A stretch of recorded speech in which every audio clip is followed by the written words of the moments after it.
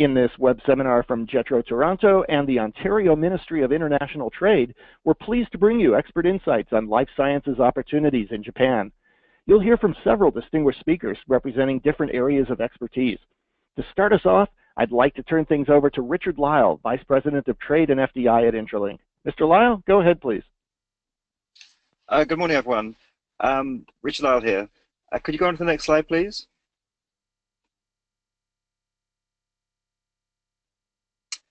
Okay, next one, please. Okay, so this morning we're just going to do split the session into a couple of sessions with myself and my colleague. I'm just going to kick off with a quick overview on doing business in Japan, and then hand off to my colleague to talk more specifically about healthcare ICT. So next one, please, Cam. Okay, so this slide really is just a very quick sort of check on some common sense things about doing business in Japan. We often find that when people come to Japan, they leave their common sense back at the airport, back home, and actually sort of forget things when they come here. So this is a checklist of some of the things to consider when you're doing business here in Japan. A lot of these are just very self-explanatory, like using translators, will cut the time in half, and so forth. Japan is very heavily focused on having business cards, and if you run out, it could be a missed opportunity. So please make sure you bring plenty of business cards because you'll meet lots of people when you come here. It's a land where paper is still used very often. So don't be afraid to bring plenty of copies of those.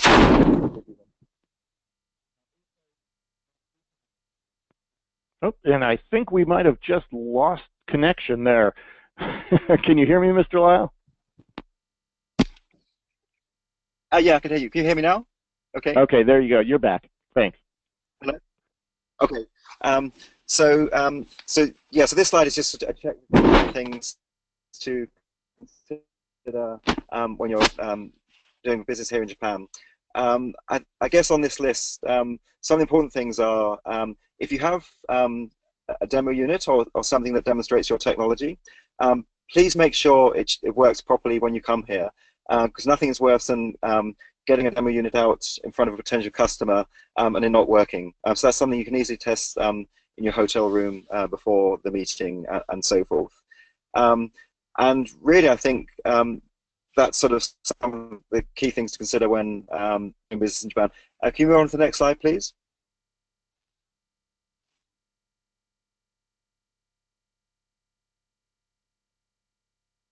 Okay, so this next slide just gives you just a flavor for some of the things to consider when doing business here in Japan. So we've got a list of different areas here. Sometimes the first one is contact. Sometimes we find that people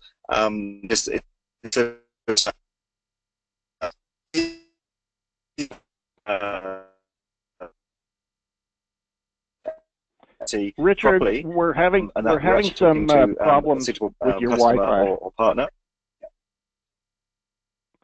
Sorry to cut in here. Oh, yeah. Can you just take us through that one more time, just on the contact information? Okay, so when often we find that people can receive contacts just out of the blue. So it's very important that you make sure you know who you're, who's been, if it's a customer or partner that's contacting you, that you actually vet that opportunity properly, that it's not just speculative. When you have a meeting, of course, make sure you're clear on the agenda and set expectations. Often meetings here are an hour long, so if you're, if you're not aware of that, you might lose out on time. First impressions are very, very important here. Partners and customers may, test you to establish that credibility. Relationships are also very important here. Japan is very much a face-to-face society with businesses, with meetings going on all the time, and relationships will be for life if you get them set up properly. Japan's very strong on processes. Make sure you understand who all the stakeholders are and it's a consensus-driven process where lots of different groups will often be involved in making a group decision. Deadlines are very important. If you're going to miss it, just make sure you let the person know with a reasonable reason, and they'll be fine on that. But if you miss it and don't tell them, they will not be fine with that. Documentations here is, they have a very different view. NDAs are taken very, very seriously and a sign of commitment to a longer-term relationship and so forth. So you might get pushback. This tradition, Japan has tried to do it all itself, but that is, of course, changing. Budget cycles, the financial year here often goes from April through to March, so be aware of that when you're talking to potential customers. Be patient. Often it takes time to get stuff done, but when that deal is signed, you better be ready to go, because they'll want to move very, very fast. Often within companies, there's many layers. That could be between group companies, different trading houses, distributors, so forth. And in terms of the standards and regulations, you'll get more of that later on in the webinar today about some of the regulations for the market. And finally, visibility. It's often very difficult to understand what's going on here. Japan can be very opaque. Okay, so that was a very quick overview on doing business in Japan. I'd like to hand over to my colleague Paul now. Thank you. Yep, thanks, Richard. So this is Paul Mori from Intralink Japan. Today, I just want to cover the overview of the healthcare market in Japan. So we'll be switching gears a little bit from advice on specifics of how to approach customers and meetings in Japan, and talk more about the macro level overview of the market, and also talk about healthcare IT, ICT in particular, and explore some case studies to demonstrate how the new trends in ICT is shaping the Japanese healthcare market in a new way. So I'll start with Japan in numbers. So you see that on the screen, you see that the total population is 126.7 million. Now, in case you don't know, just 2 or 3 years back, this number was closer to 128 million. So an important point to know about Japan is that the population is shrinking. And even more important, I think, is to know, and you probably already know this, but that Japan has an aging population, rapidly aging population. So right now, 33%, so about a third of the population is 60 years old or older. And the life expectancy is also rising. So Japan already has the highest life expectancy in the world with 83.7 years. But this has actually continued to increase. So in Japan, we're talking about approaching the days of 100 years life expectancy, and the government is building that into the policies that they are making. So it is. There's a lot of debate going on around how do we accommodate for this changing demographic. And this related to this is also the low birth rate in Japan. So with 1.44, this is actually not a high enough birth rate to sustain the population in a way that the government wants to. And on the other, then looking at more the financial side of things, you have the total healthcare expenditure there, so it's about 469 billion US dollars, and which accounts for about 11.4% of GDP. And actually, this also is quickly rising, as we'll talk about a little bit later. And the number of hospitals in Japan is at approximately 8,500. And actually, this number is quite lower than what it used to be in Japan. So, but remaining relatively stable. But 8,500, and then 13.2 hospital beds per 1,000 residents. And in terms of the number of healthcare professionals, you have 1.6 million nurses employed in Japan. And if you look at physicians, it's actually the official figures are a little bit dated, but it's estimated to be roughly around 320 physicians. Little known fact that that Japan actually has the largest nursing association in the world, with this association having over 1 million of the number shown being actual members of this association.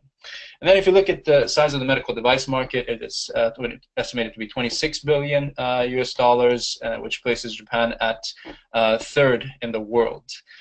So all of this is to say, to give you an understanding of the Japanese demographics and to highlight the fact that Japan, looking at both the expenditures and the size of the market and the needs, it's a market that you simply cannot ignore in the world. So if you go to the next slide, I want to talk about quickly the market drivers. So I've already covered some of this, but to really emphasize these points, the aging population is a serious issue in Japan. Over 1.6 million people live in welfare facilities for the elderly. And actually, the percentage of people over the age of 65 is expected to increase from 26% as it stands today to 38% by 2065. Now, there are different estimates, but the point is that in the next few decades, you're going to have more elderly than there are people that can take care of them. And this poses a significant challenge to Japan, especially as many of them still live in one-person elderly households, as you can see on the figure there on the screen. And additionally, you have the shortage of healthcare workers. So this is not just due to the shrinking population, but other factors such as the aging of healthcare workers. So it's estimated that roughly 36% of doctors will be over the age of 60 by 2035, which is not that long ways out. So this is another major challenge. And what Japan is doing to address this is, first of all, by increasing the reliance on foreign workers. So Japan is infamous for being resistant to immigration, but they're having to relax some laws and include foreign workers in the labor force to meet the shortage. And later we'll talk about how technology is, the government is looking to technology to address these problems as well. Then also, it's important to highlight that the healthcare expenditures are ballooning as well. So as you see, the increase have continued for 14 fiscal years in a row, consecutive years, and it's actually continuing. So it's probably, given the circumstances of the aging population, the needs of the elderly, and so forth, these are only going to rise. And actually, it's not just down to demographics. It's also down to the lifestyles that Japanese people lead. So they are increasingly demands for quality care, but also when I talk about changing lifestyles, the diet is changing, so it's becoming more Western, which is leading to a rapid rise in the cases of diabetes and so forth, which adds another challenge to this ballooning expenditures. So what the government is doing as a result is to put stronger pressure on healthcare institutions and manufacturers to lower the cost of drugs and devices and save money as much as possible. And the next slide, just again to illustrate that the healthcare expenditures are just steadily and increasingly increasing across for the past decade and a half. And again, government is significantly concerned that this is going to continue for the foreseeable future.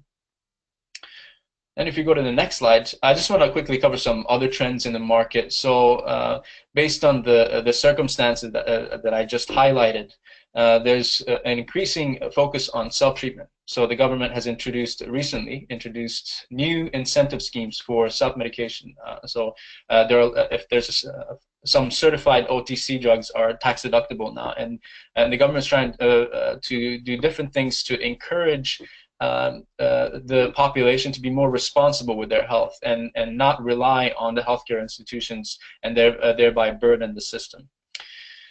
Another trend is the consolidations in the industry. I think this is an interesting one. As I mentioned, there are roughly 8,500 hospitals in Japan at the moment. This number a couple of decades ago was 9,500. So you can see that as the hospital's margins get squeezed, they are seeking new ways to consolidate their businesses, and also they're relying on group procurement a lot these days to lower operational costs. And distribution companies the same. Actually, Japan is notorious for having multiple layers of distribution, and up to sometimes 5 layers of, going from importers to wholesalers to regional distributors and so forth. And here the companies are trying to cut the middleman by consolidating. So that's another trend that we're seeing, and also manufacturers. There's a lot of activity here. So if you know, we're watching the news, you probably have seen that Canon bought Toshiba's medical business, and there's also recently a joint venture established between Olympus and Sony for offering new, basically surgery systems for endoscopy. It's not on the list here, but I would also say this may not be quite a trend, but I would say that the Olympics coming up, the Summer Olympics coming up in 2020 in Tokyo, is also playing a pretty important role in accelerating innovation. Japan is simply using 2020 as a deadline for achieving a lot of the change that it wants to achieve in the market. So if you move to the next slide. So I want to switch gears now that I've talked about the very big picture of the Japanese market. I want to switch gears a little bit and focus on the IT market, and later more the ICT usage in healthcare, because I think it's a very important part of the market that is really changing the dynamics in various industries, and especially the healthcare market at the moment. So the total medical solutions market in 2016 was valued at $11.9 billion, and of this, the IT systems accounted for roughly $4 billion US dollars. So it's actually quite a sizable market, and the U.S. Department of Commerce has ranked Japan on 9th in the world for the healthcare IT market, highlighting that there are still kind of parts that need to be developed. But again, this is a very big growth sector that's attracting a lot of attention by the government and other stakeholders, not limited to companies that were traditionally in companies or institutions that were traditionally in the market. So again, Sony being an example, lots of companies trying to come in and leverage this growth. So if we move on to the next slide. I want to talk about some trends within the healthcare IT market. So the first is the digitization of patient records. Now this is a big one. So because if you recall, I mentioned that the healthcare IT market is valued at $4 billion. Now systems for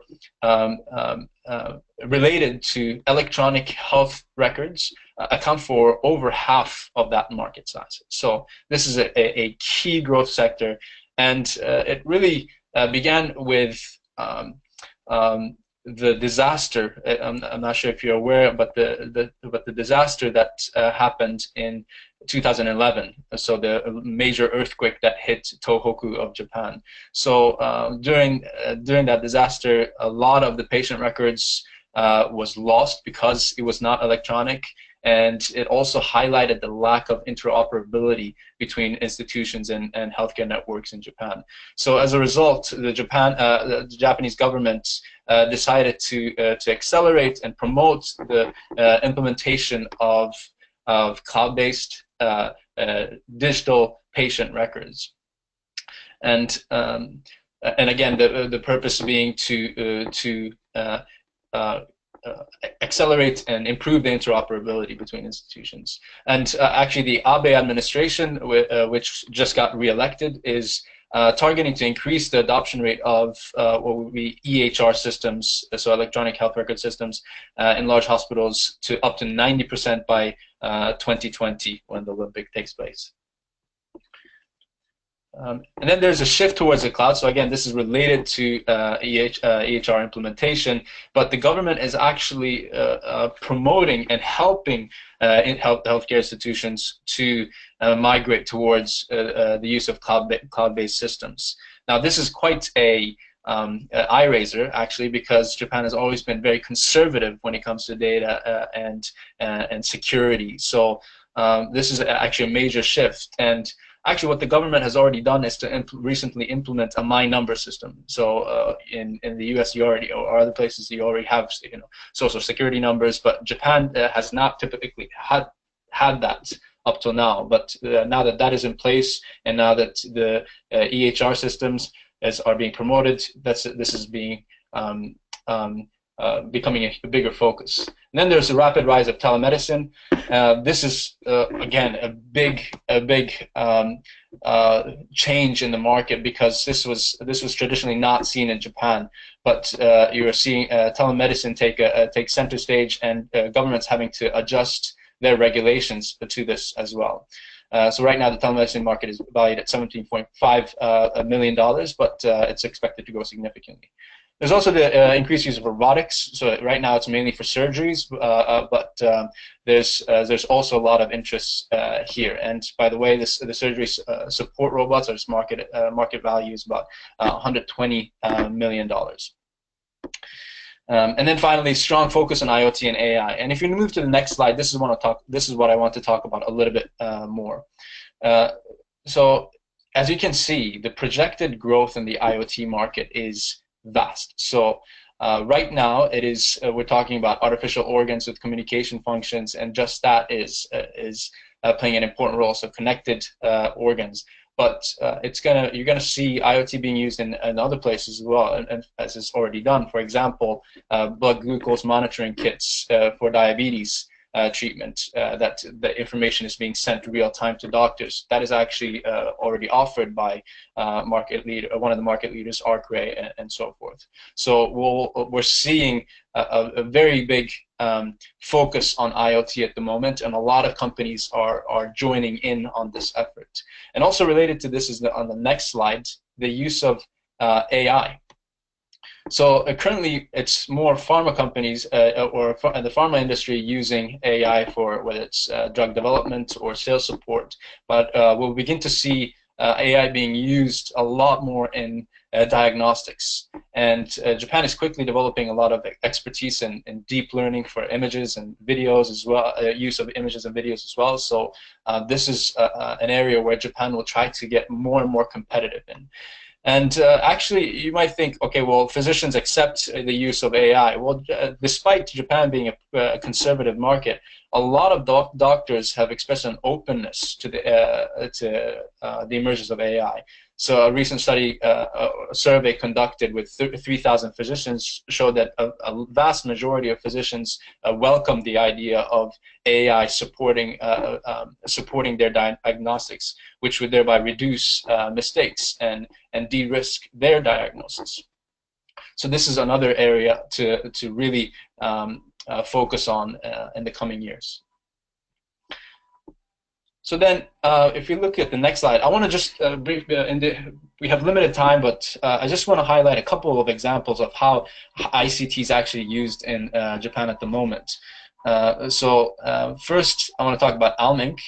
This company offers a smart home app called Join that allows basically healthcare professionals to share clinical information with each other, but it's essentially a social network service for doctors. So the main target is for stroke treatment, and if a patient is in a critical condition and they quickly need access to a specialist, this app allows the doctor to get in touch with the specialist and share, whether it's DICOM files and other information to get the necessary feedback for quick treatment. And this is actually the first smart home to be reimbursed under the Japanese public health insurance system. So something to pay attention to, and also in a similar realm, but not between doctors and doctors, but also between doctors and patients. You're starting to see new options, new solutions coming out. So another company called MRT has launched an app called Pocket Doctor, and it allows basically anyone to access a physician at a healthcare institution that has signed up, and there are already 250 healthcare institutions that have signed up. So it allows even busy Japanese business people to get access to healthcare through telemedicine. So this is really changing the dynamics in terms of how we approach healthcare, how the lifestyles are changing based on the different healthcare services available. Then the next one, if you go to the next slide, this is an example of a mobile network operator, so Japan's second largest carrier, actually offering healthcare services. So this is, they call it Smaho de Doc, but they are offering these kits that are mailed to their homes, and the person collects the blood sample, sends it back to KDDI, and the results are posted on a smartphone app a couple weeks later. So this is again another convenient and easy way for people, the population, to get access to healthcare. And also this shows an example of new entrants to the market.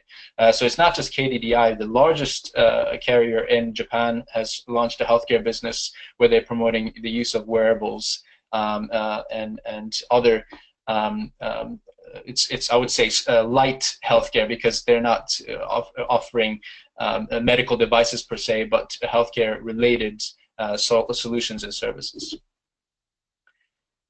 So before I wrap up, I just want to quickly talk about some important considerations that you would want to take into account as you enter the market and the IT market, ICT market in particular. So first is localization.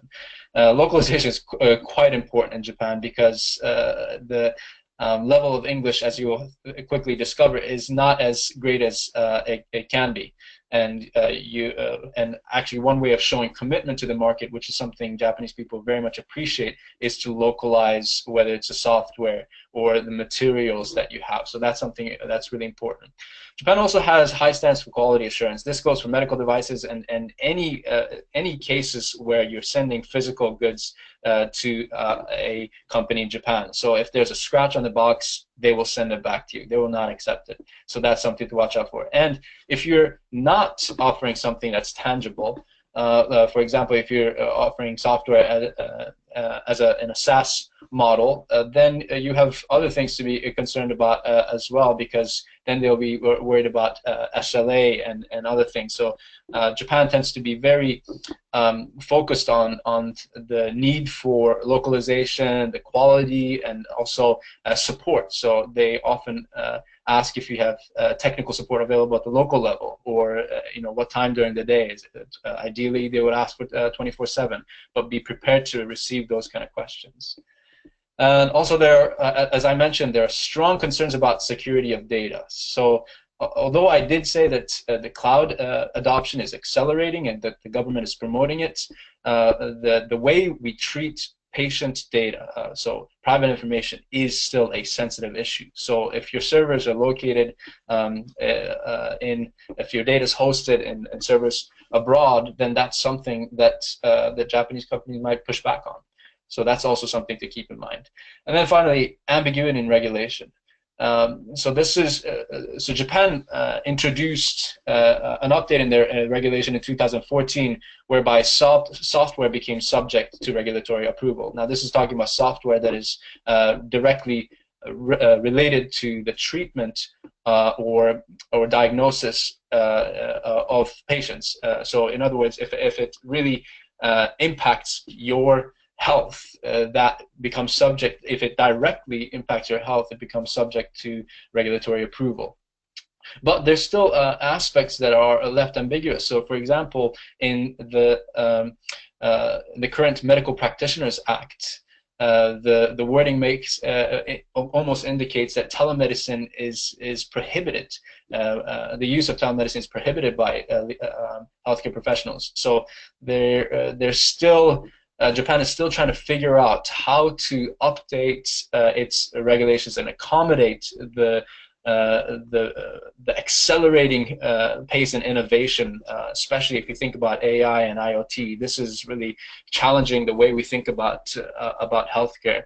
So you might come across some ambiguity in regulation, but it would be important to stay patient and work through that with your potential partner in Japan as well as the government.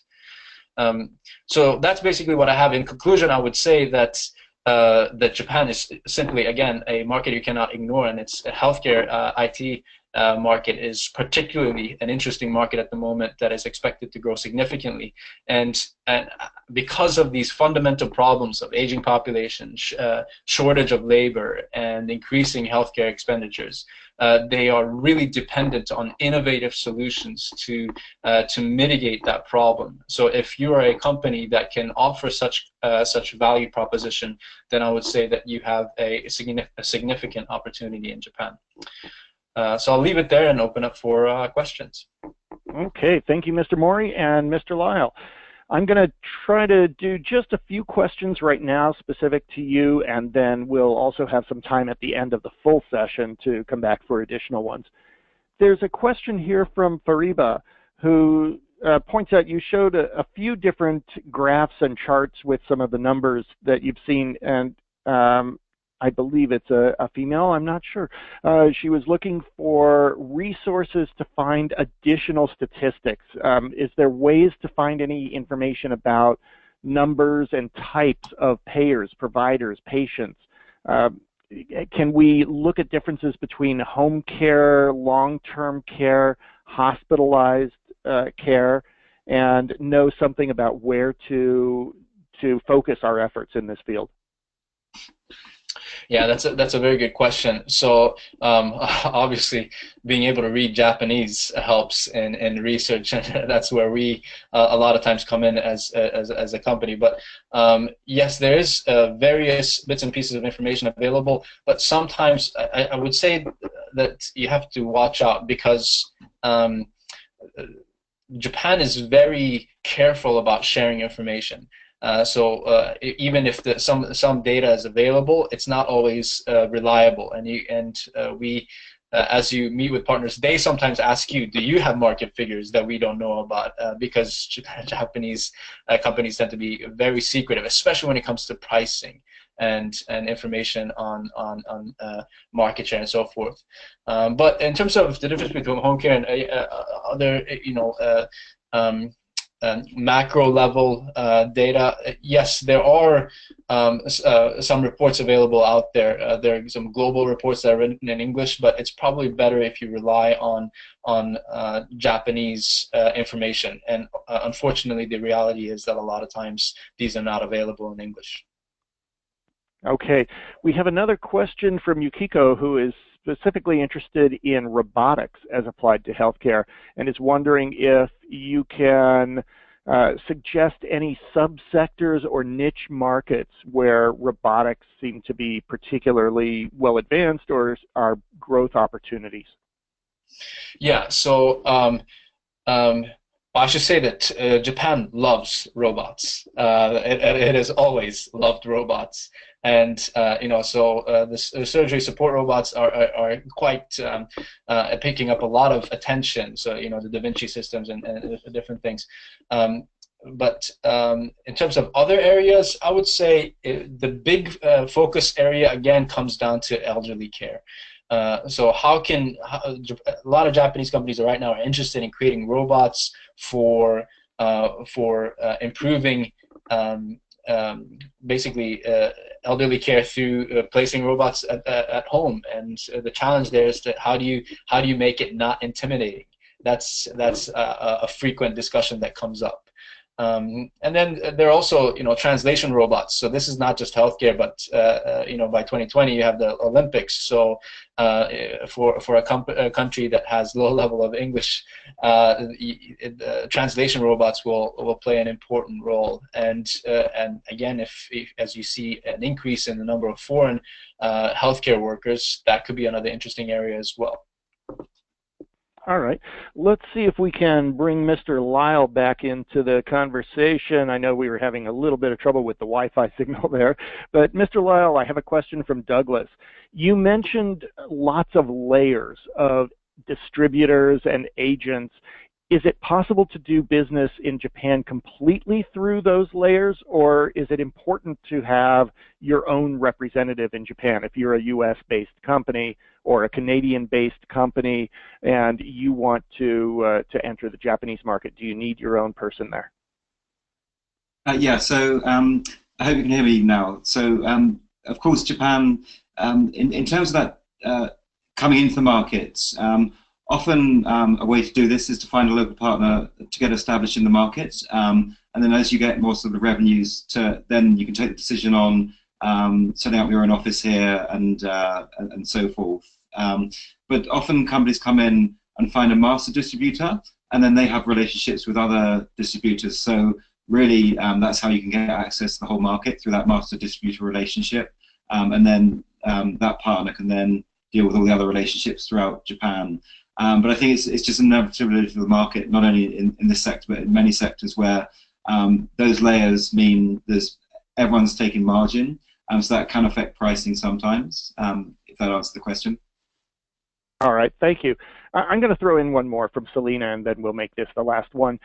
Any advice on whether it's better to look at Japan as an entire national entry all at once? Should you focus on Tokyo and just go for the largest center, or is it likely to have better success if you're going into smaller regional markets first?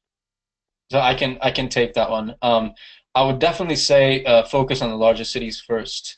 But it's not just Tokyo. Osaka is a very big healthcare hub, and you also have some very interesting companies in Kyoto and other areas. So you would want to talk to these larger organizations, potential customers, and you would want to talk to KOLs and university hospitals, which are located across Japan.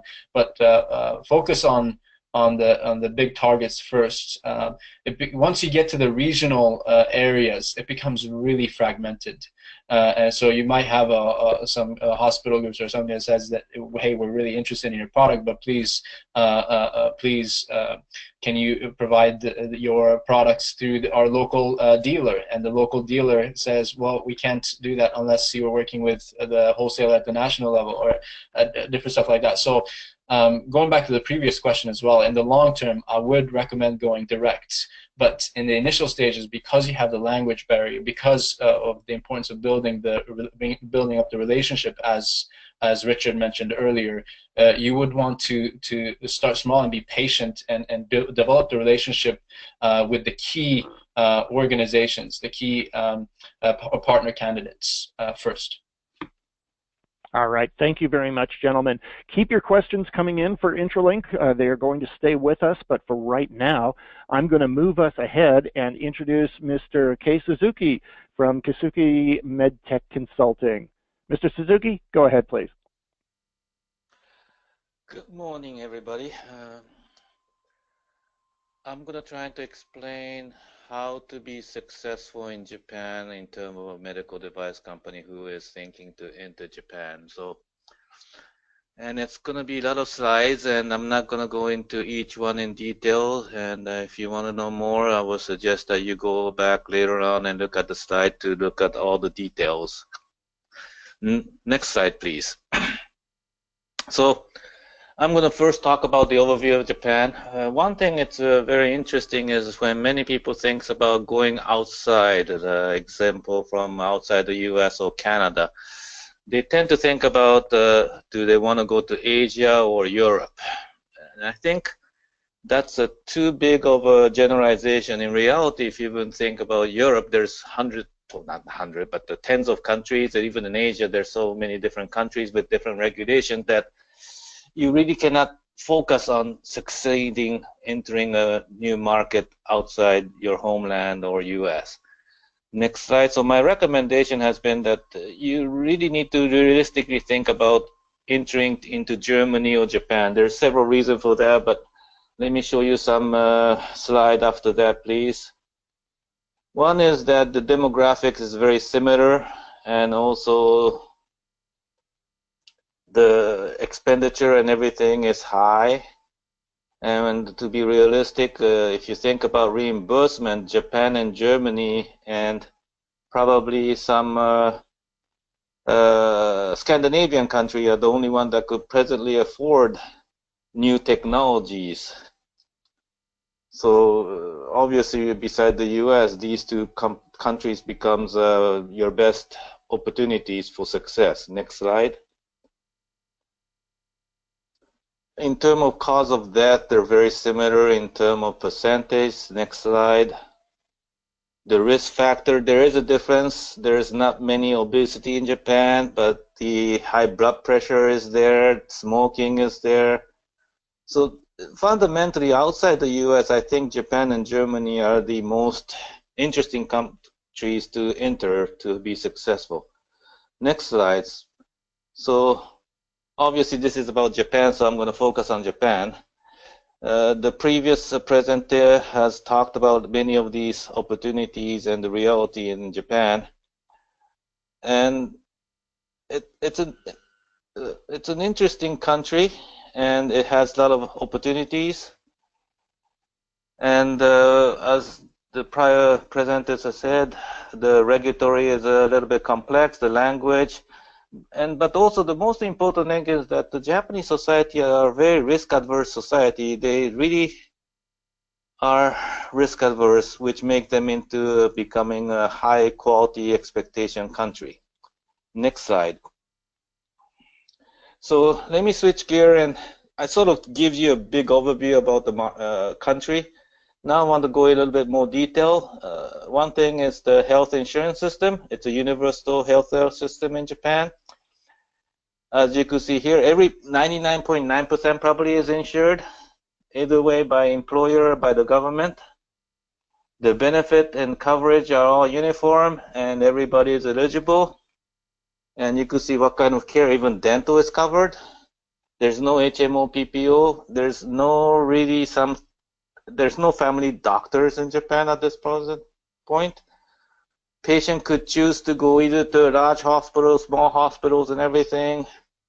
The monthly premium is based on annual income, and no matter which different program you pick, there's not much difference in it.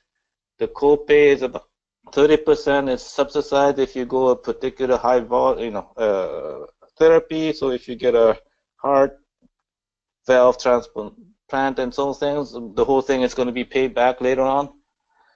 And interestingly, annual checkup, birth, preventive medicine are not included. Next slide. And as you think about Japan, one of the most important things you need to think about is reimbursement. As I already said, it's a universal health system. So the patient expectation is that everything is covered, despite they still have to pay 30%.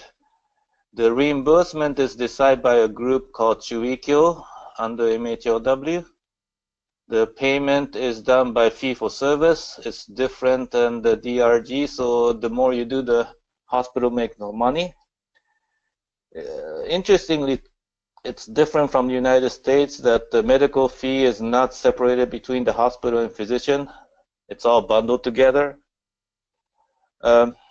Most of the medical device are not reimbursed, but specific disposable single-use medical device are reimbursed separately, which I think it's the very interesting difference between the US and Japan that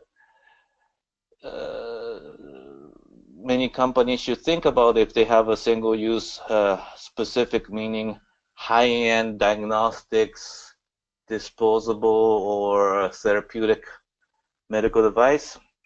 Their prices right now, because of what the prior presentation was about, expenditure being ballooning into a big size that the government doesn't know how to make it under control.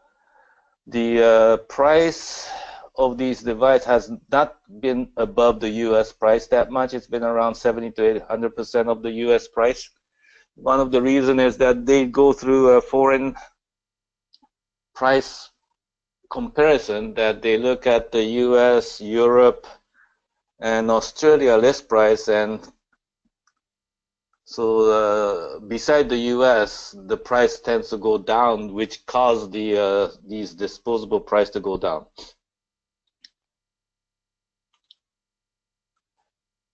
In terms of regulatory, there's 3 different types of clearance. One is registration from Class 1, Class 2, and some of the Class 3 with certification guidelines to go through a certification process, which is similar to CE mark.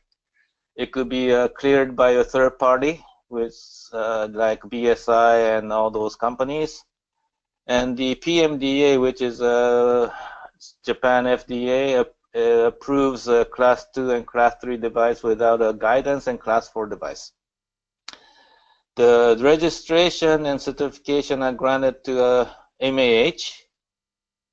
Approval is granted to MAH, but also one thing that many people doesn't know, that the foreign manufacturer can own an approval as long as they have a DMAH, which is frankly an MAH, but who doesn't own that product approval.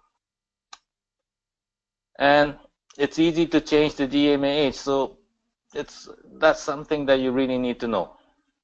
And to transfer the approvals, the original holder needs to agree, which is one of the challenge. Next slide. I'm not going to go through detail of this one, but there is some license and registration necessary to do business in Japan as a medical device company, or even as a foreign manufacturer. That's all you need to know for now. Next slide. So I'm going to a little bit change the subject now, going to a PMDA who reviews approvals of medical devices. There's a lot of thoughts that the approval in Japan takes longer than the US, but in actual life, if you look at the recent 5-year record trends, the review time of PMDA is very much compatible with the FDA PMA device. From the PMDA standpoint, they would like to have Japanese data, but it is really not required. And the fact of life, if you look at the data, more than 50% of new devices are approved with only foreign data, clinical data. One of the biggest challenge right now, I think, is that it's not the review time, it's the apply gap. Meaning, what I mean is that the Japanese, the companies coming to Japan are not coming at the same speed as they will come to the FDA and make a submission. They're usually 5 to 10 years behind. And one thing related to this is that if you are thinking about making a product approval in Japan, is that you need to budget minimum of 3 years, because of the preparation time takes more time, despite the review time has improved with the PMDA. Next slide. There are a couple different programs that has been implemented in Japan to try to resolve the device lag, meaning that about 10 years ago, there's been a lot of talk about Japan being so behind for getting product approval, taking 2 or 3 times longer than FDA's. So there's different programs that I'm not going to do detail right now here, but you could go on later on and look at it. One of them is saying that the Physician Society has an opportunity to say there's a device or therapy or something outside of Japan that's been already cleared by Europe or United States and has a great benefit to the Japanese patient. Another one is called Sakigake. This one is the industry itself can make an application to government saying we'll expedite Japan, we'll put Japan next to the FDA or even before that. Then the Japanese government is willing to provide more help in order to get that approved. Senshin Idio, this one is a little bit different, but this one is sometimes, depending on the technology, it gets the regulatory approval, but it doesn't have enough clinical experience that the reimbursement is not given.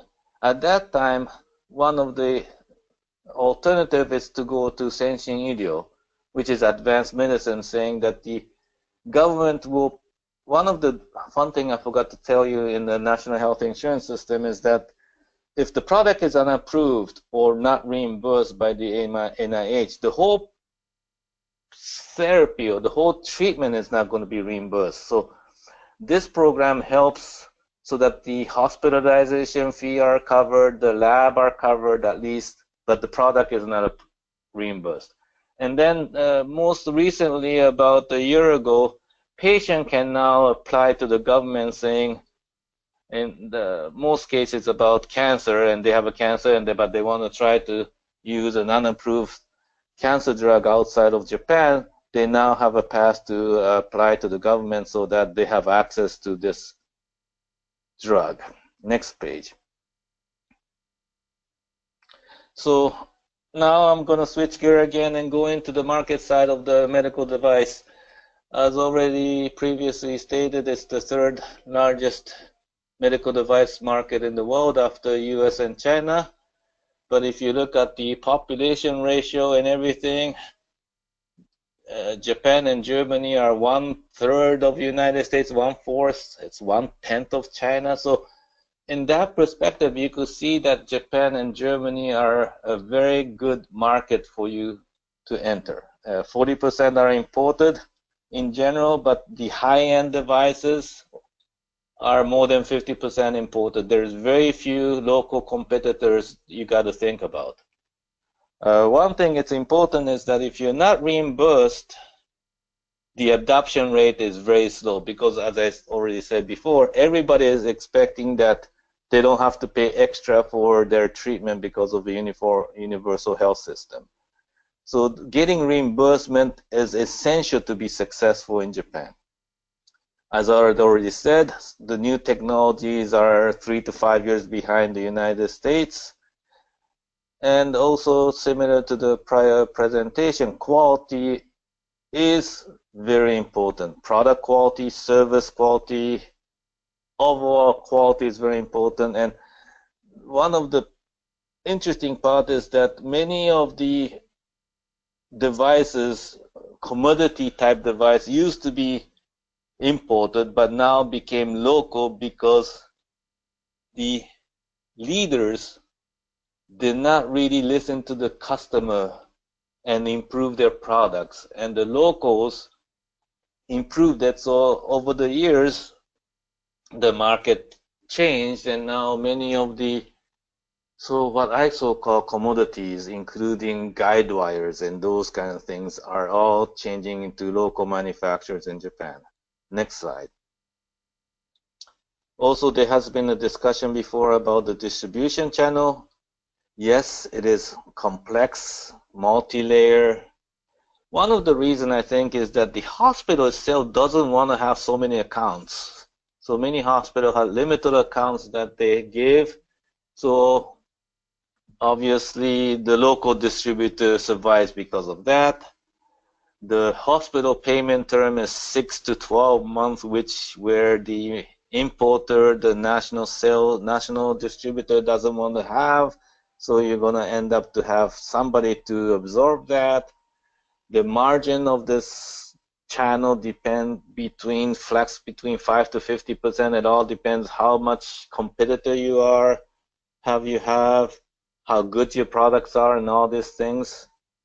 And also purchase or consignment. For many of the disposable products, it's consignment. And interestingly, the local distributor manages the hospital inventory. So the local hospital exists not for us, but it exists for the hospital. And obviously, because of the antitrust matter, distributors or the nationwide distributor or the importer cannot negotiate price by themselves. That's about all you need to know. Next slide. So the question comes is, how do you enter Japan? Typically, one way is to work with a nationwide distributor as a partner. Another one is to go direct. And presently, I'm recommending somewhere in between, a very trendy word, hybrid. Next slide. The typical approach has been you sign a distribution agreement with a distributor, not really knowing the market. You give them the regulatory dossier you got for CE mark for FDA and just ask them to get it approved and reimbursed. You don't change the product, you send it to Japan and you have the distributor localize it, put a different IFU and all these things, and you go visit them once a year or twice a year, and after 1 or 2 years you start complaining that the number is not growing, and then you start looking for a distributor or you get into a fight. But then the approval is owned by the distributor, so you have a very challenging negotiation to get the product to be, the product approval transferred to yourself to a new distributor. You decide to go direct and you struggle through a couple GMs and finally you settle down. This is what I've been seeing for the last 25 years. Next slide. So my recommendation at first is you really need to evaluate your business, and there's a couple things here. The more checks you have, the more I will recommend that you go directly from the beginning. Next slide. Step 2, as I've been talking about, is to really understand the reimbursement of your product. Are you going to get reimbursed or not? Is your competitive comparable device already approved in Japan? Yes, no. If yes, what kind? Is the money enough or not? So you really need to understand your reimbursement, because the reimbursement strategy will drive everything else. I mean, if there's no reimbursement, that means you need to get a reimbursement code and everything. That means that there will be a lot of effort necessary, which means that you really need to have your clinical data strong enough and all these other things that needs to be in play. Next slide. And the third important thing is to engage with the physician customers. The reason I say that is, you may think that the distributor may know all the customers, but you need to be there, you need to meet with them, you need to really understand your customer, not through the eyes of the distributors by yourself, because at the end of the day, if they're not really excited with your technology, what's the point of going to Japan? And also, don't get scared to 1 or 2 physicians. You need to at least meet 10 different type of physicians that could use your product and really understand what they think about it, because they're very interested in new technologies and they will give you time to explain and have a discussion. And the most important thing is, are they going to be excited about you coming in? Are they going to be helping you or not? And they might even, some of them may even want to try it before approval. So, I'm not saying let them use it or not, but I'm trying to let you see that it's very important that the customer wants your products, not the distributor or anybody else. And my suggestion is try to see them outside of Japan when they're attending US, European conferences, because they will have more time for you. Next slide. So the pro and cons of different 1, 2, 3 national distributors, the directs. I think you could see it later on. It's very simple. National direct distributor route, it's low risk, but you have no control. They own everything. They will do the way they want. If you just want to have the money, this may be the best routes. Next slide. On the other side of the spectrum, if you want to be a direct, you will have full control, but it's going to be a long-term investment. Trying to get 60 sales rep. I mean, it's a lot of work and a lot of investment. So unless you really have this strong market in Japan, it's really going to be challenging at the beginning. So my recommendation has been, as I've been saying before, the hybrid, as you could see on the next slide, is one thing for sure is you need to own your approval. You don't want your approval to be a hostage to anybody with ransoms. my recommendation is you know your product, and the best way to be compliant for your product is you manage your product as an MAH. And the rest is going to be somewhere in between. That the sales could be the distributor, and so I think the most important thing is that you got to find the key and the win-win chemistry between yourself and the distributor, but still you need to keep some controls and you need to keep your product approved, and somewhere in between, as the business goes forward, you transition through a phase of saying, we're going to take this back, we're going to take this fraction back from the distributor, but it needs to be mutually beneficial. Otherwise, nobody will sign a distributor agreement with you. Next slide.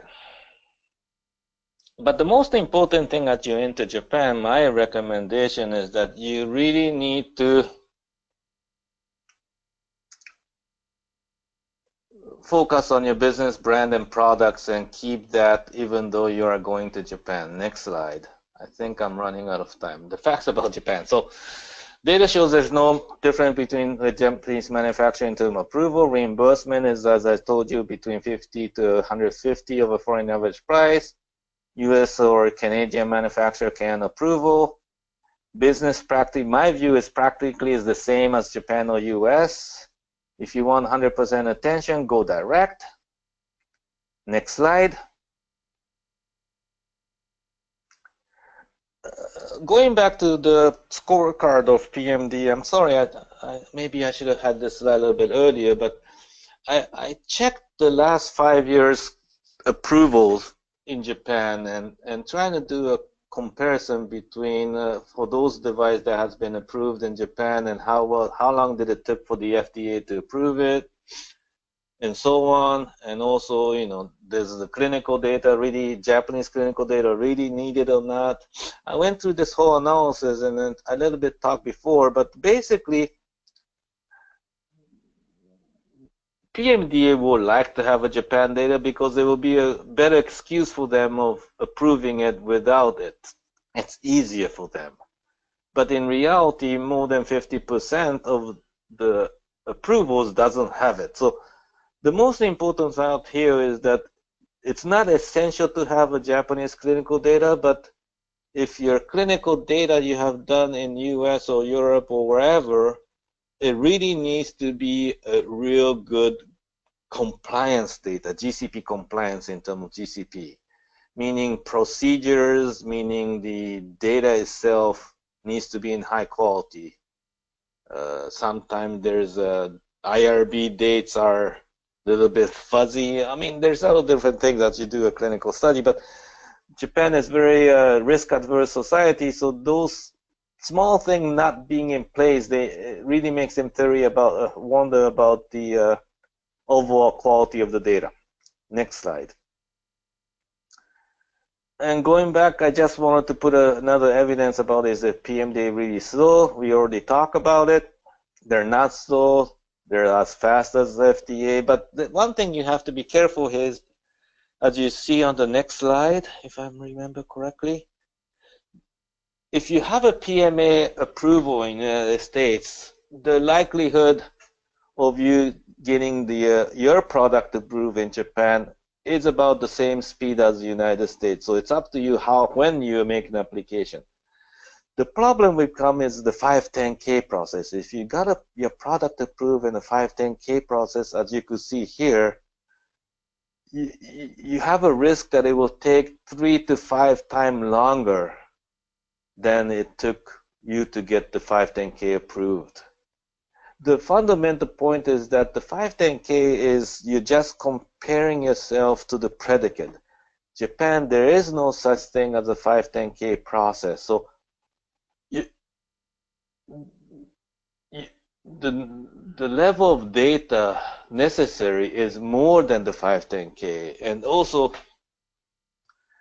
for a class 3 and 4 devices, which is a class 3 device. So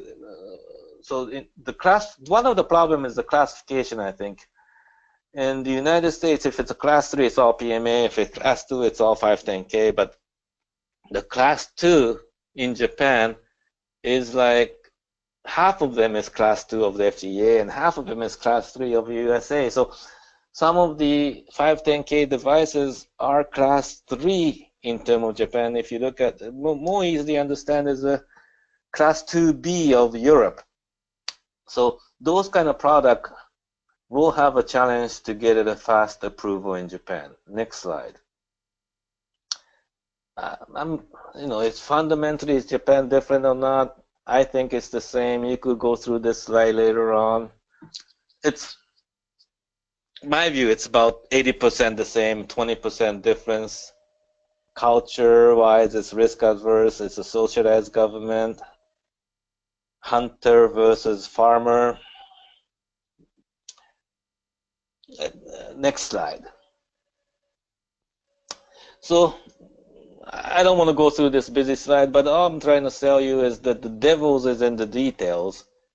And you really need, before you even think about regulatory submission by yourself, by your distributor, or whoever, is to really go back and look at your documents and go through this checklist to say that, do you have all these under control or not? Is it pristine or not? Next slide.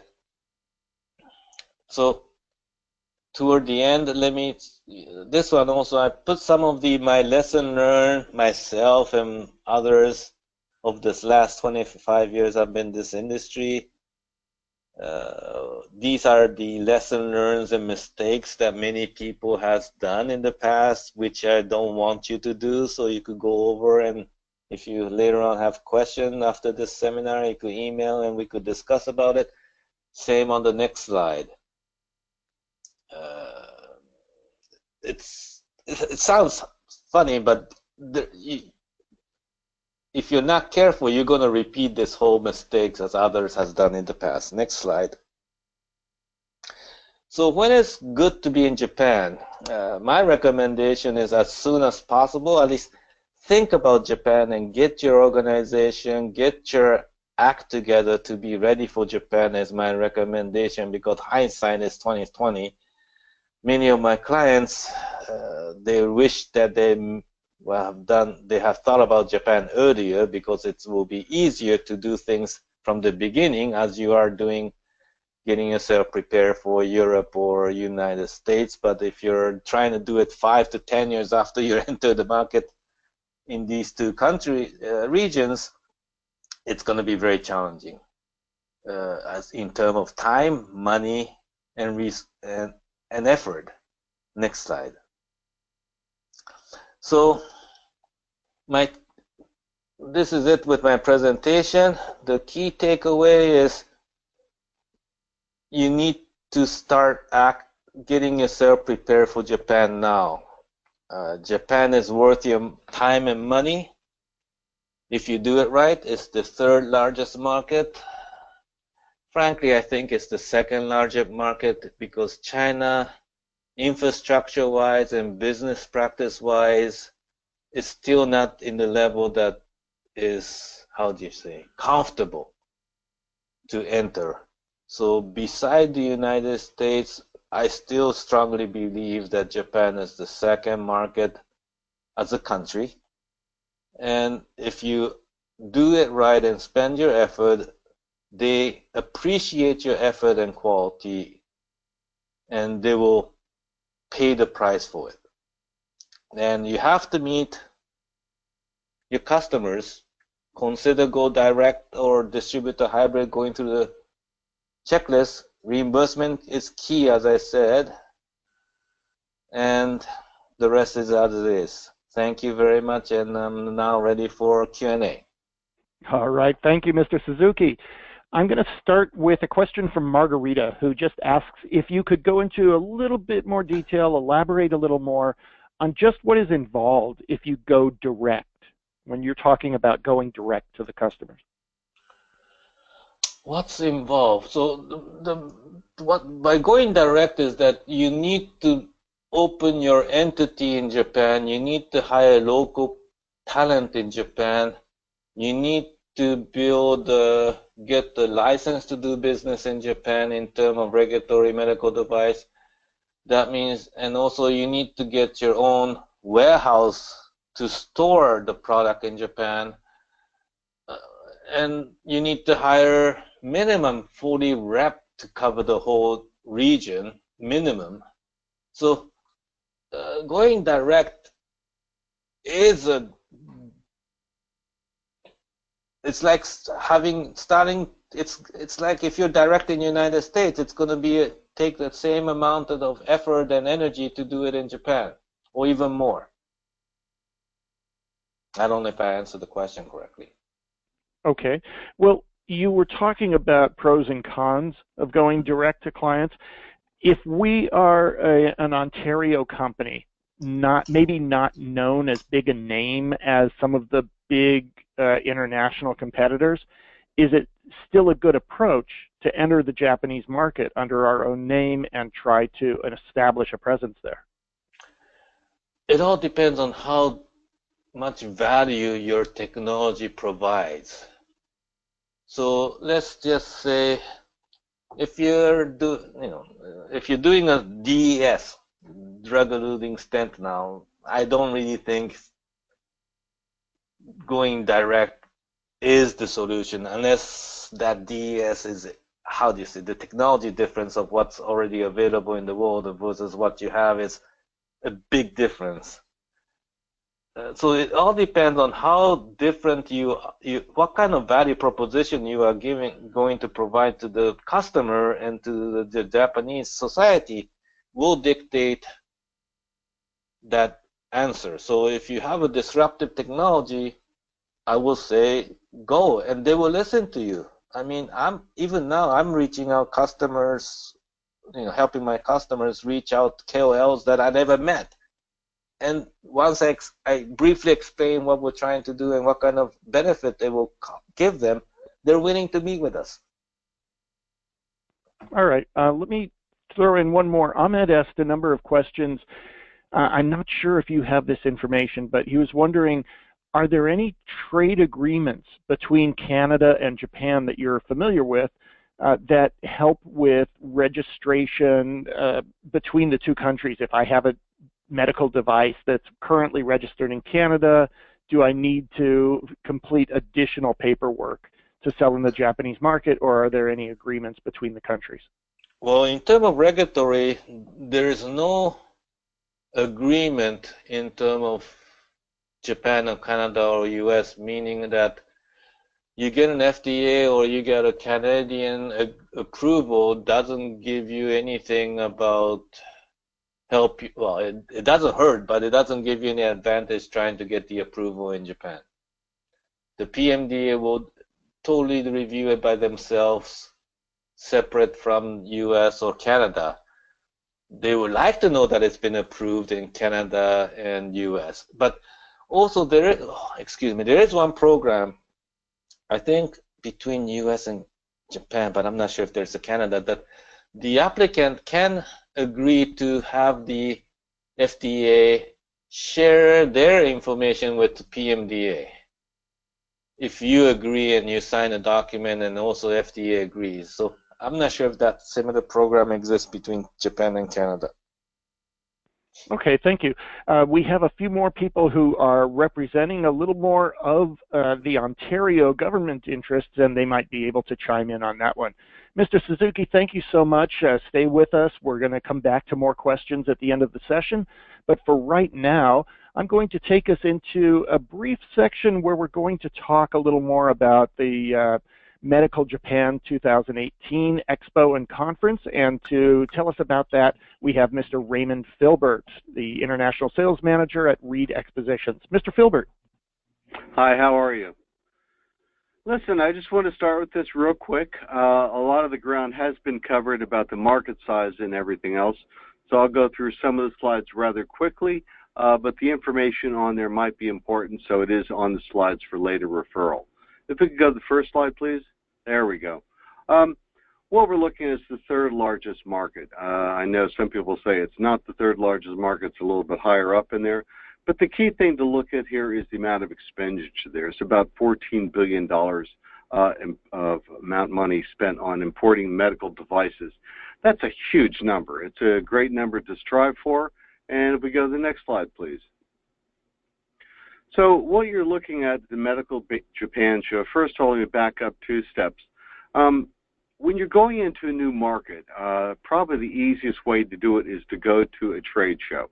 The reason for that is this. Quite simply, you could hit the ground and rent a car, drive a taxi, go all over the place, and try to hook up with people. But if you go to a trade show that's specific to your industry, all the people that you want to do business with will be coming to you. So you're in one location. Most everybody coming to you is pre-qualified, or they wouldn't be coming through the doors to meet with people like yourself and other exhibitors at the show.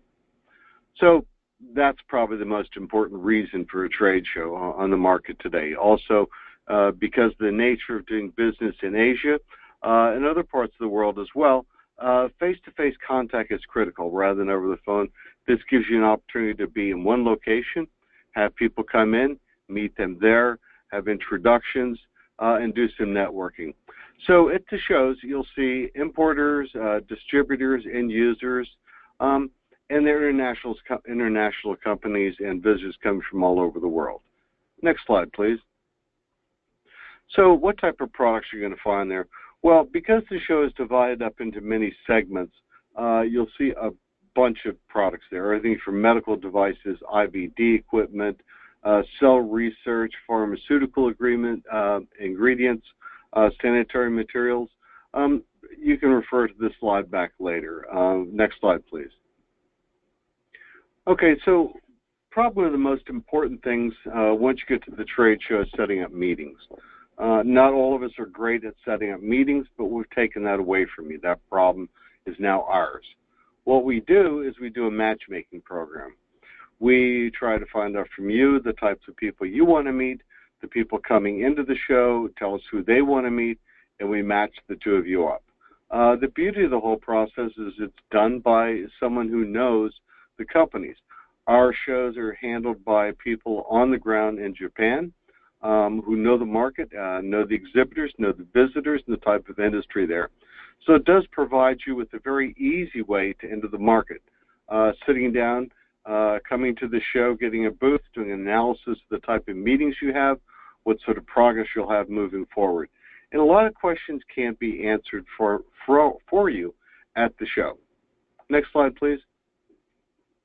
So another key thing about the Medical Japan show is it is supported by the government agencies. As you'll see, everything is listed here, right from the Unikasai governments, the All Japanese Hospital Association, Japanese Care Association, Japanese Society for Regenerative Medicine, and plenty more.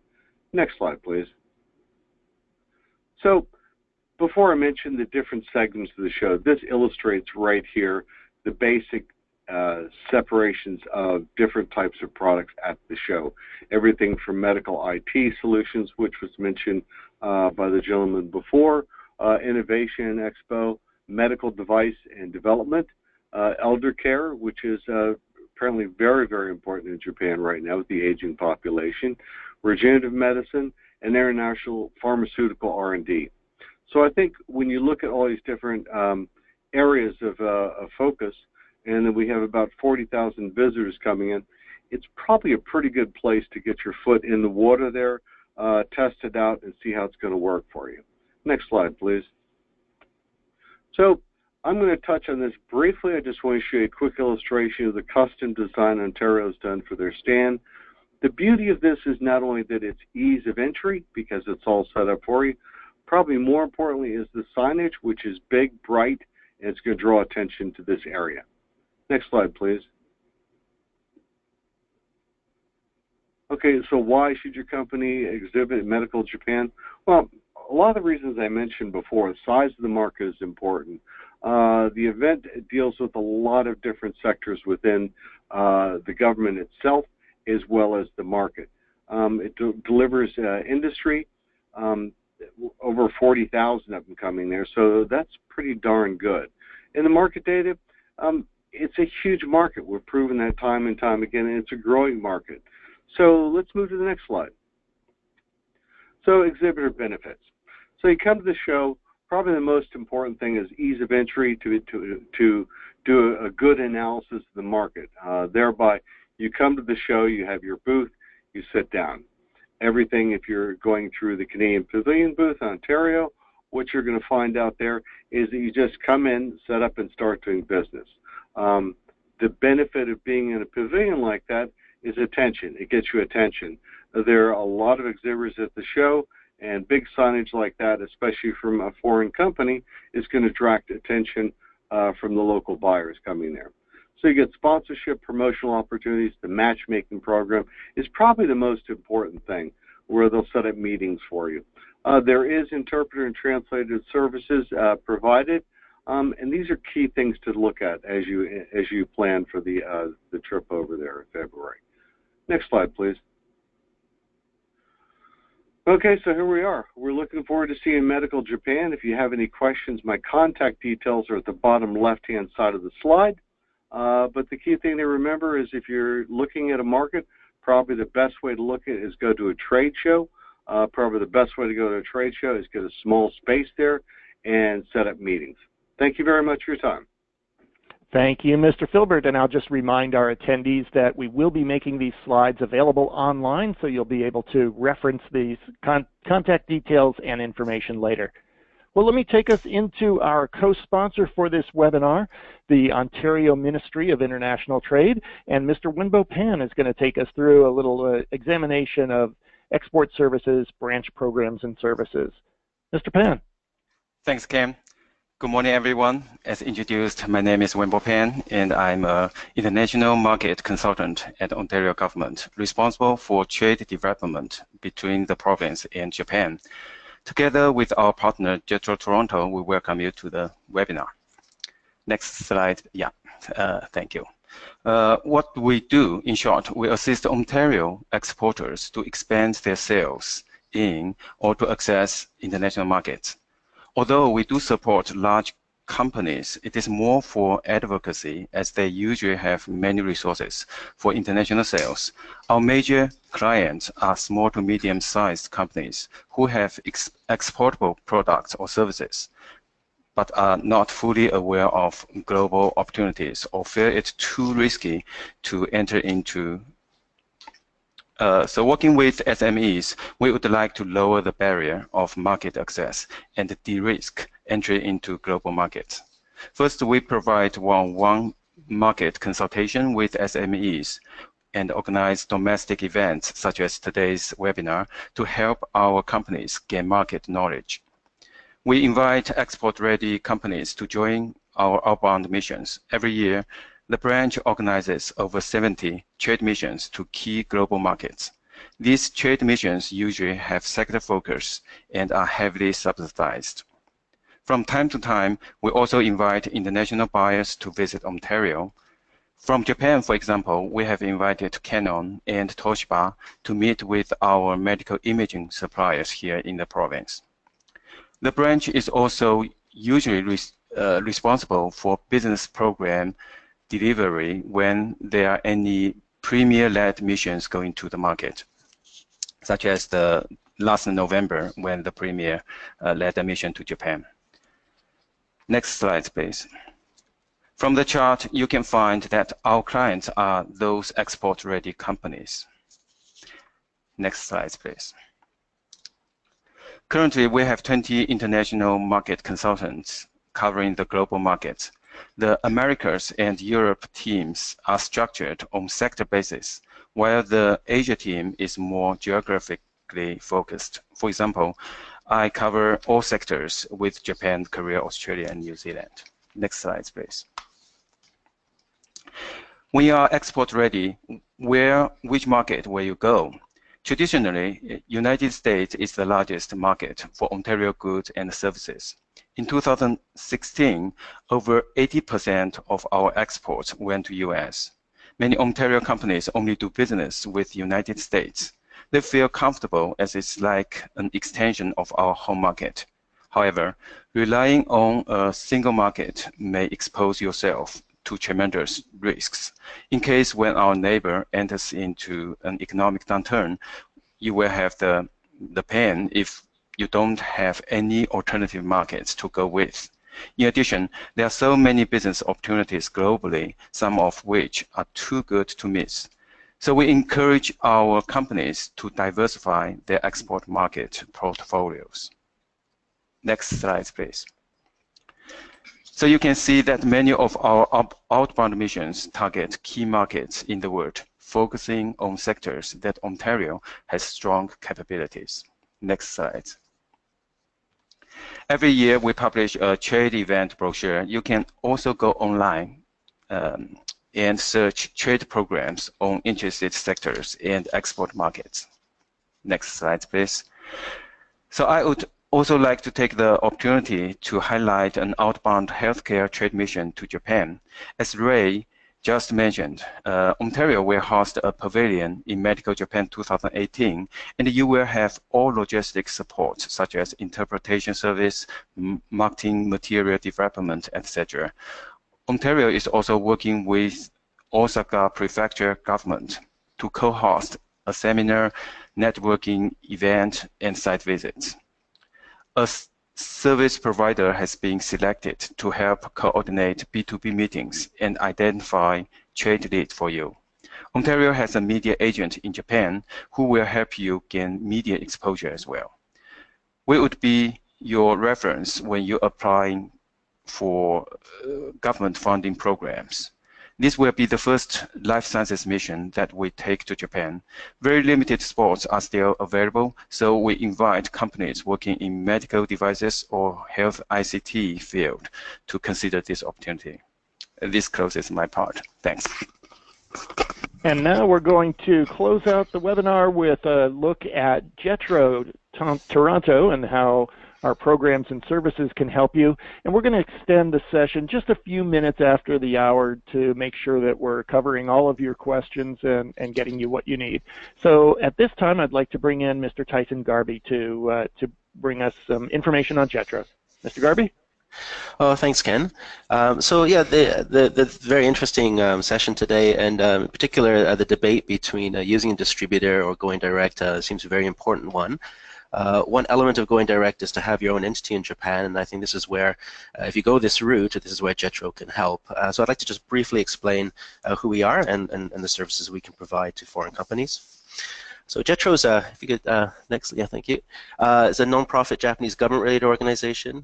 We're trade and investment promotion, and our parent organization is the Ministry of Economy, Trade and Industry in Japan, METI. We have three main mandates.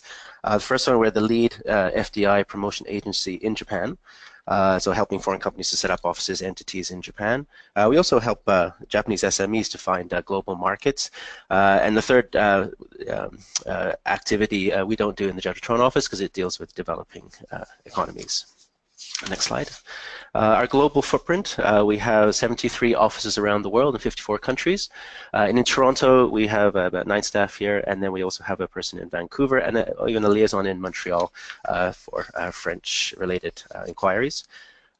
Domestically, next slide. Yes, we have 47 across Japan. So basically, almost all the prefectures in Japan have a local JETRO office. We work closely with the prefectural governments and with local partners and companies in those regions. So we can provide a lot of local support. If you decide to go to a certain region, we can help.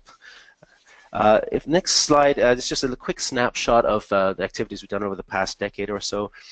We've helped about 1,400 companies, probably more now, to set up in Japan. About a third of them are from North America. ICT is probably the largest sector. One of the reasons is that often ICT companies who have a contract, we've talked about the support services and quality. So having to have somebody in Japan to service that client is very important. And then when it comes to medical devices, there are not as many, and obviously the regulatory process is longer, so we don't have so many cases, but I think that's changing. We're having a lot more interest over the last few years in the life sciences sector. Excuse me. Next slide, the overview of services. So we have basic role of consulting, providing information about setting up in Japan, from legal, tax, cost estimates, HR, visa, all the nitty-gritty of setting up in Japan. We can provide hands-on support for that. We also have other information, market reports. We have advisors. For example, we have a healthcare advisor in JETRO Tokyo. We have some partnering programs and so forth. And then the last part, we have the facilities. If you can go to the next slide, quickly, Ken. I'll explain a bit more detail. We have our Invest Japan Business Support Centers. We have 6 across Japan: Tokyo, Yokohama, Nagoya, Osaka, Kobe, and Fukuoka.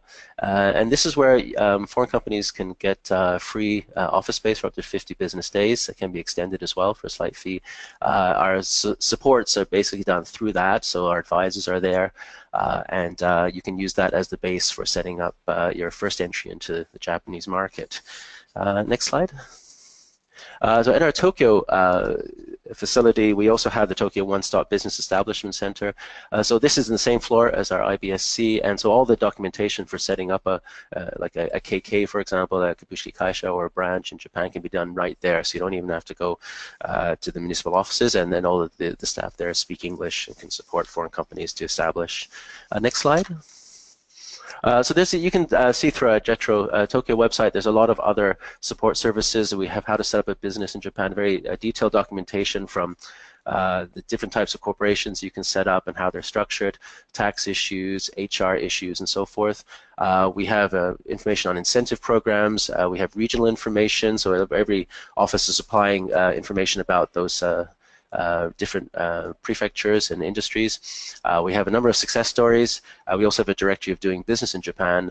So that's providing, for example, service providers such as lawyers or translators and so forth. So please review our website. We have a lot of information on there. And then so anyway, I'm happy to follow up with anybody. My contact information is there. I'll explain in more detail on how it may relate to your particular situation. And also, I'm planning to attend the Medical Japan show in Osaka, so I'm hoping to be able to meet a lot of the Ontario delegates during the show. And if you would wish to meet beforehand, I'd be happy to do that to explain a little bit more. So, Ken, thank you very much. All right, thank you, Mr. Garvey. Let's go ahead and do a few final questions that came in here. The first one, I'm going to throw this open to everybody on our panel. If you know the answer, just unmute yourself and say, Ken, I can take that one, because I don't know who to give it to.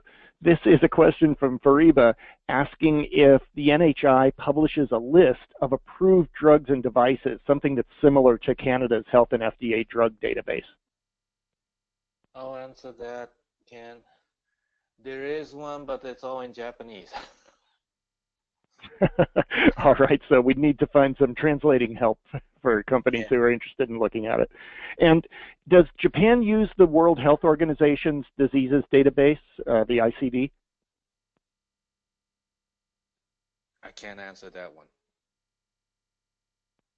All right, we may have to look that one up and see if we can find the answer to that later. I would say to that the National Institute of Public Health, which is located in Saitama, has close collaboration with WHO. So I would perhaps contact them to find that out. Great, thank you, Mr. Mori. Mr. Suzuki, let me bring you back again. You mentioned the Sakigake system. Is that the same as the conditional fast track approval system, or are those different? It's different. Can products qualify for both of those then? Well, could, but don't need to. So the expedited review program, there's I'm not sure which one he's talking, or he or she is talking, but there's a couple different programs. One thing I forgot to mention in my slide is there's an orphan drug device program as well. And also, there is a process that you could ask for expedited review with giving a reason, but in most cases, unless you are in one of those 5 categories, the likelihood of you getting an expedited review is nil. And one of the challenge with expedited review process is that it will take 6 months to a year potentially to get it designated. So not sure if it really helps. Is it? Okay, thanks. Well, We're a little bit over our time here on the hour, and I want to be conscious of our audience's other obligations and meetings to go to during the day. So I'm going to cut us off at this point. We have a log of all the questions that were asked, and if we did not have a chance to ask yours on the air, we're going to review that and get an answer back to you. Please keep an eye open for an email that will be coming to you later today. We'll have a copy of the recording for you to review or share with your colleagues, and we also plan to make these slides available on our JETRO website, so we'll let you know how to find that information. When you leave the webinar, you will see a short survey that will come up, and we really do appreciate if you could take a moment and let us know how we did, how we can make these even more effective and useful for you in the future. Thank you so much for your attendance and your time and attention, and we wish you a pleasant day. Look forward to seeing you on future JETRO North America webinars. That concludes our session.